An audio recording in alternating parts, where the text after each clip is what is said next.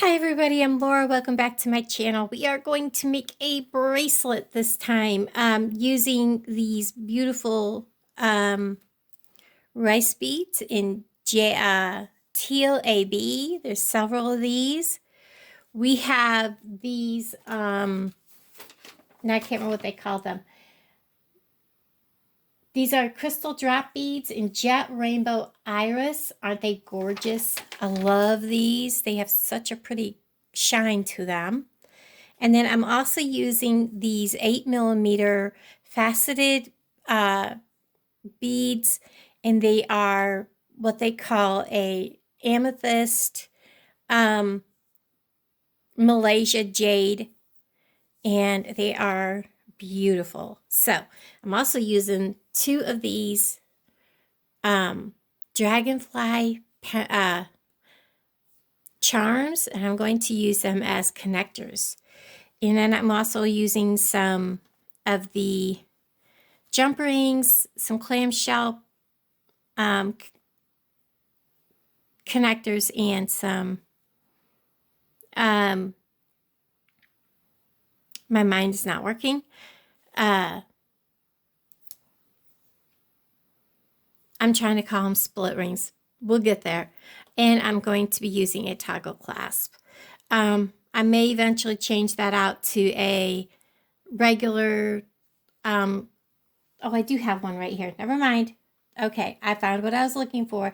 I was like, gosh, I thought I had one laying there and I couldn't find it. It was hiding underneath a piece of paper and I spotted it. So now I've got it, a lobster clasp. There we go, guys. Much better. Now, what I'm going to do is I'm going to take one of these. They're on the tip of my tongue. Y'all know what they are. And I'm simply going to be using these instead of what I normally would use, but that's okay. I'm going to put my clamshell on. I'm going to let it get out of my way. And when I put this crimp tube on, I finally figured it out. I'm just going to put it on there and I'm going to crimp it in place towards the very end of this. And this is just going to give me, so that ain't coming off, okay? That is not coming off there. I'm going to bring my clamshell up and I'm going to close my clamshell right around that, okay? I'm going to give it a squeeze shut.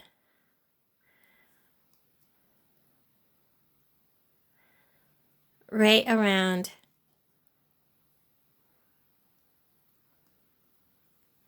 And that is how we're going to connect our piece. So what we're going to do is I'm going to take a minute to set this all up and I'll bring you right back. Okay, so what I decided to do is go a different route with this bracelet because I got thinking, you know, I don't want to come up to here and then have to stop and do another clamshell and then do connectors here and then start another one here. So it would just make more sense just to do eye pins and make connectors as I go. So that's what I'm going to do instead of what I was doing. So it's kind of design on the fly. So I've got a bunch of eye pins here. And what I'm going to do is I'm just going to take a rice bead. And these beads here, these drops, has a fat end and a skinny end. And I'm just going to put the fat end towards the outside of the bracelet and always pointing towards the center of the bracelet. And I'm just going to make some simple loops because these are a really good sturdy pin. And let's see, I don't know if these will cut good or not. I'm about to find out. No, I have to use the heavier cutters. So these must be the stainless steel ones. I do not force it to cut if it doesn't want to cut with my other cutters. I don't want to ruin my cutters. Then we're just going to roll a tiny loop, rock it back just a little bit,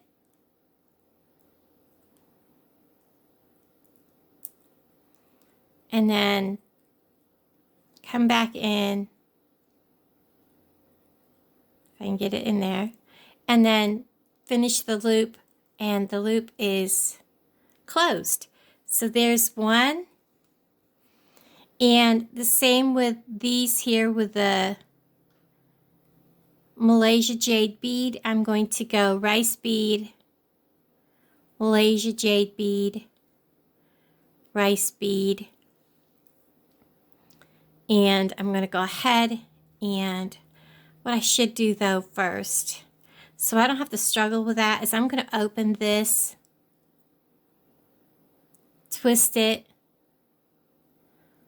if I can get it to hold still, twist it open, slide on, and it didn't open very far, slide on this one, twist it back into place, and then I don't have to struggle with whether or not the beads are going to stay, and make sure that's closed, and it is. And then I'll go ahead and add my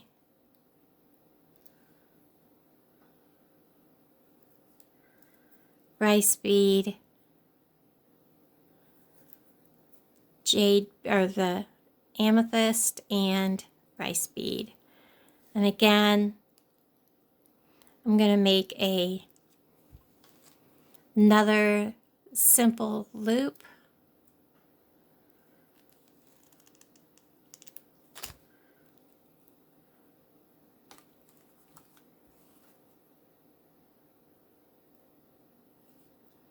Get him to hold still.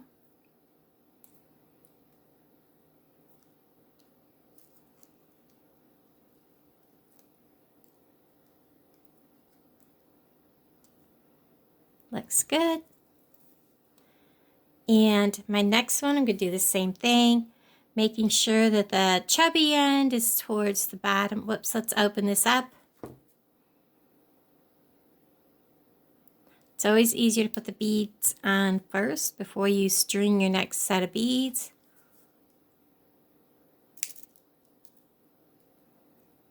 And close that back around.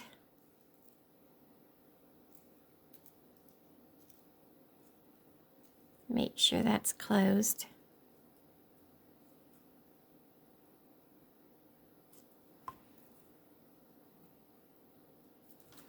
Because I kind of bent the end of that, so we're going to straighten it back up.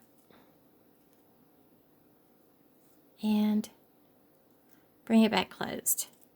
There we go. Still not straight. Now we'll go this iris, this pretty rice bead, and this one I'm going to do a little different. I'm going to go ahead and still make a rolled loop, but well, actually I'll go ahead and just do the rolled loop because I'm going to add a jump ring there. So we're going to make this loop a little bit bigger. Not much. I just want to make sure that there's room for a jump ring to go through it. And there should be with no problem. We're going to roll this. Rock it back just a hair. Finish the loop. Make sure he's straight. Looks good. I'm going to grab one of these jump rings. We're going to get it open. It's got to be a fairly good jump ring, because a big size jump ring, because we have to go through this thick edge here. I don't know if I have that open far enough. I don't. So I'm going to open this a little farther. We're going to go through this thick edge of this jump ring, and then we're going to add this strand here. And we're just going to close this back up, making sure that they are together. And that looks good. This way, when we connect the next pieces, it's very simple. This one should hook right onto that. So we're going to go ahead, open this up just like we do the other ones, and get a hold of it, twist it open, and it went right on just like it should. Show you that. Come on, phone. There we go. And then we're going to twist it back shut.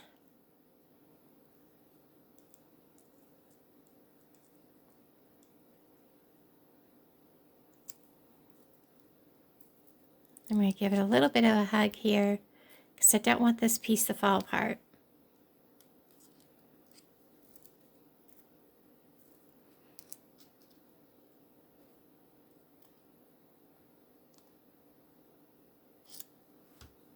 And it's shut, so we're going to go ahead and add a rice bead,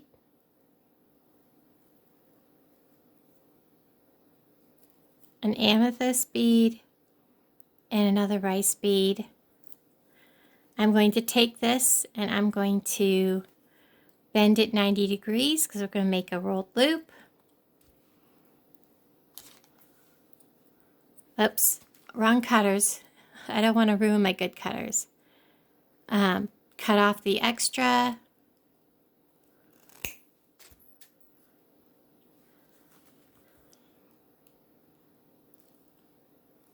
And then I'm going to roll a good size loop. I'm going to rock it back a little bit so it's centered over the beads.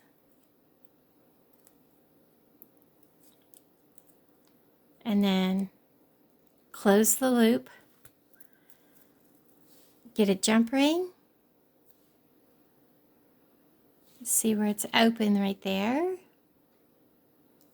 Get a hold of it, open it. Again, we're going to put the thick end on,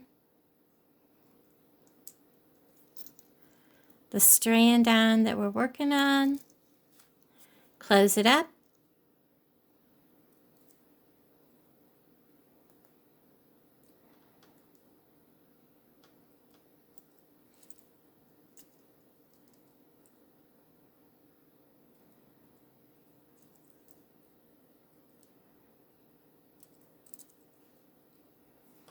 Sometimes I have to get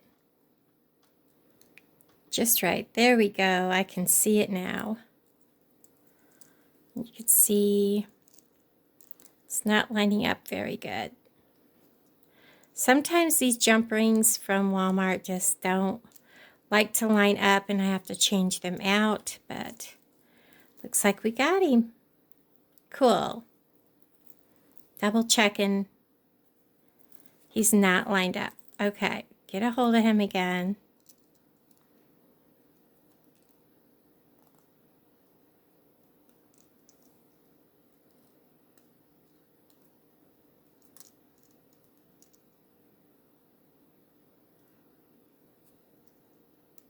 There we go. And then we're going to lay it back down.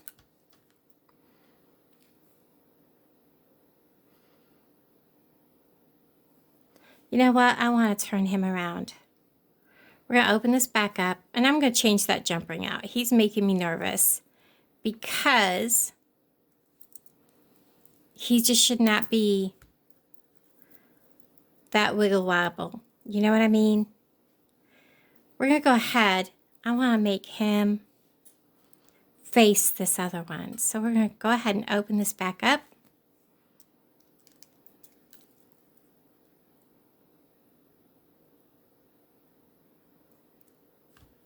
I want to put him so he's facing the other one.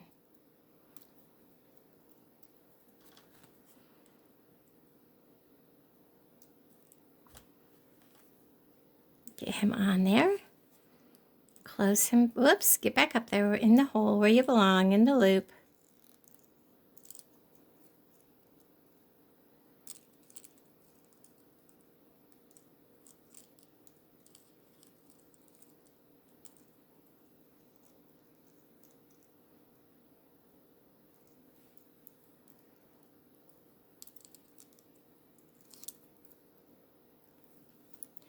There we go. Now they are facing each other. That's more like what I want. And I'm going to use a different jump ring because I don't like the way that one was fastening. I'm afraid that whoever purchases this it will open on them. All right, now let's do this again. And I'm just going to go ahead and close this around it.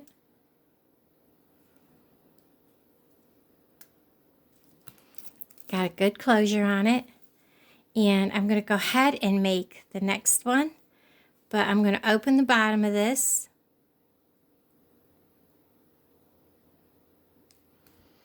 Hook this jump ring on.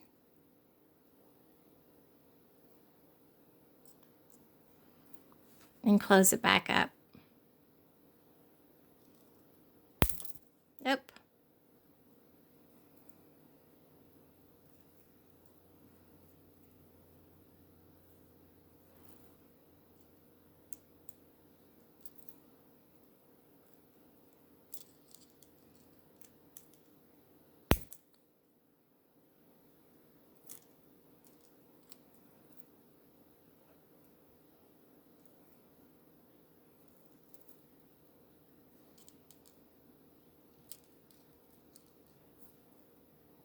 There we are.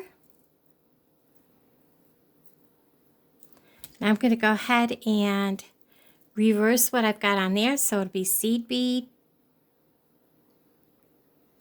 or the rice bead, the skinny end towards the rice bead, and we're going to make a rolled loop. And from here on, I'm just going to reverse this and I'll bring you back. Okay, so I have this all strung, and the total length of this is just over 7.5 inches. So I really don't want to add a whole lot of length to it, so I'm just going to use a tiny little jump ring to add my clasp on with. So we're just going to put the clasp on, put it on one end, and close it up. When you do a lot of loops and stuff like that, you want to pretty much guarantee on a necklace or on a bracelet, you're going to add an inch, like 3/4 of an inch to an inch, just by making loops and using jump rings. So when you're designing a bracelet, you want to kind of keep that in your mind. I'm trying to see if he is not closed. I didn't think he was, because he kind of dropped out of my hand before I was done.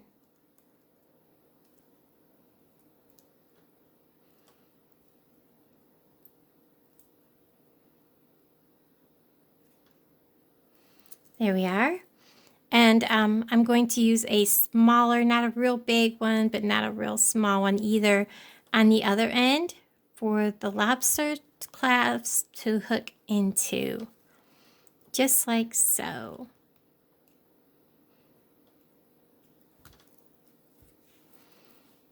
And the bracelet is finished. Now this is designed to be a looser bracelet, not something real tight. And this could also hook into this other loop if you really wanted to. Well, maybe not. I was thinking it would, but maybe not. But either way, let me see if I can hook it. Problem doing stuff when you live alone is hooking your bracelets. It doesn't work very easily. Let me get this on.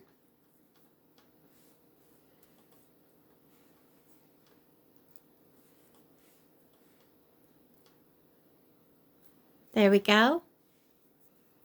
And get them turned back around here. And there we have our